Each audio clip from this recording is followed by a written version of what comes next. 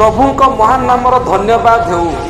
दिन प्रतिदिन पिता परमेश्वर पवित्र वाक्यरू शुणुथिबा प्रभुंक प्रिय लोक मानू प्रभु जीशु ख्रीष्ट बहुमूल्य नाम रे नमस्कार। आसंतु आजिर प्रतिश्रुति वाक्य पठन करिबा।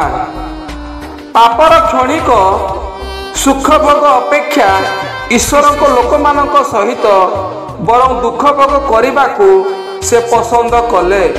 एब्री 11 अध्यायर 25 पद वाक्य बुझापी और निजस्व करने प्रत्येक को प्रभु साहाय्य करंतु।